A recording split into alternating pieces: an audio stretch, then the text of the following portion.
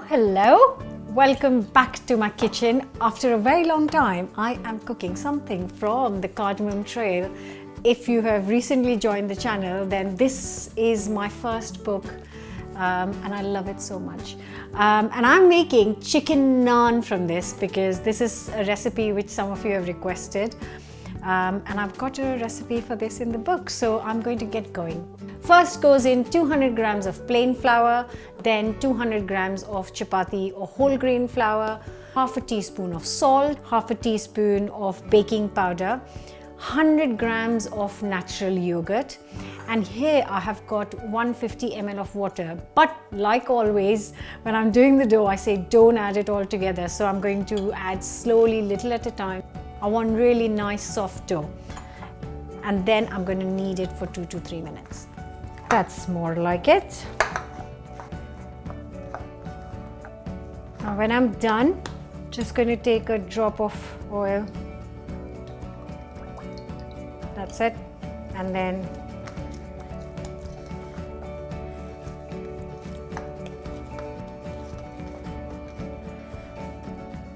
slightly wet tea towel, cover it nicely, snuggle it up and leave it for 15 minutes to half an hour. The dough is resting quite nicely and I'm going to get started with the chicken filling. And for that I've got a piping hot pan and I'm going to add a couple of tablespoons of sunflower oil. You can use another oil of your choice, it's up to you. And I'm going to add 2 finely chopped onions to this. And the onions really just need to soften up, so say around 5 minutes. Now I'm adding 2 garlic cloves grated and a small piece of ginger grated. Just a quick mix and cook it for a minute just so you get rid of the raw taste. Now goes in 1 tomato finely chopped, 1 teaspoon of salt, 1 tablespoon of homemade garam masala. The recipe for this is on my channel. I'll leave the link. 1 tablespoon of ground coriander powder, half a teaspoon of ground cumin, half a teaspoon of ground cinnamon, and chili powder to your taste. Good mix. I'm going to add 500 grams of minced chicken. Now it's not very easy to find minced chicken, so I've bought chicken breast and I've just minced it in my blender at home. Cooking this for 5 to 6 minutes, and that's all it takes for minced chicken to be cooked. So that is done.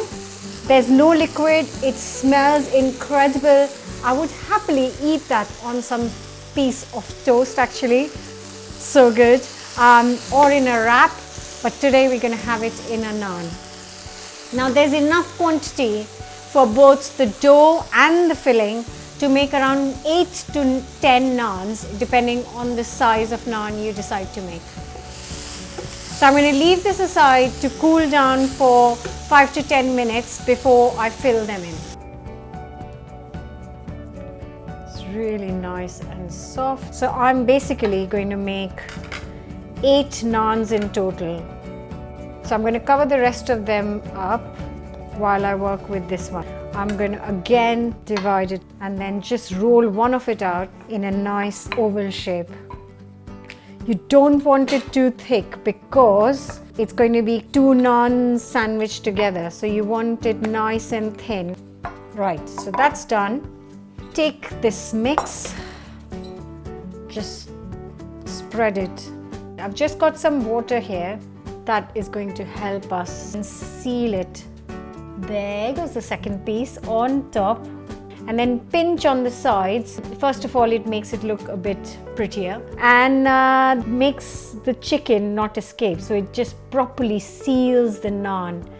And then we gently take it up and just put some flour on a baking tray, and here are 2 naans. Now the grill is medium, so I've got the grill already preheated medium, and I'm actually going to keep a very close eye on this because it takes around 2 minutes and then I might just turn it around for a minute, so just keep a very close eye.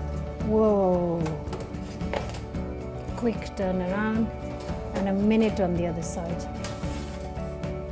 Just some butter to finish it off.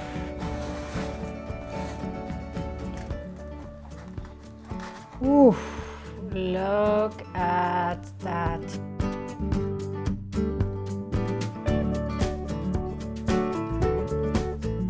This smells amazing and I'm so excited for this. I am pretty sure that you guys are going to love it. So I have shared the recipe in the video, but if you really want a written recipe, then you need to get the Cardamom Trail.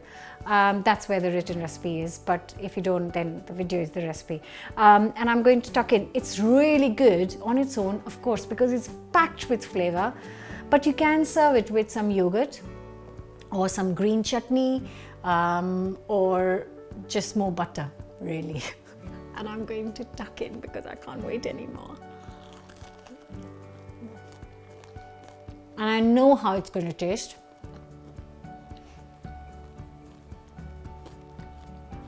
Because I've made it many times.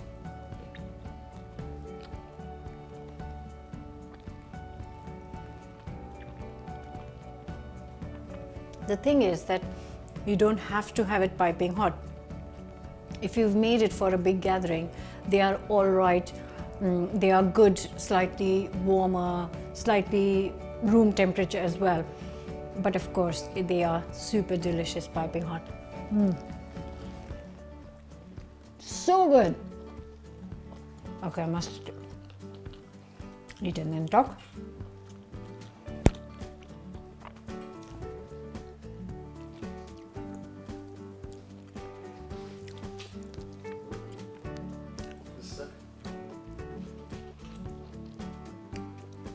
So you know what I'm going to say next. Please do subscribe, give us a thumbs up if you like the recipe, and share it with your friends. And please let me know what you think in the comments below. If you want any specific recipe, then also let me know. Bye for now. See you next week. Well.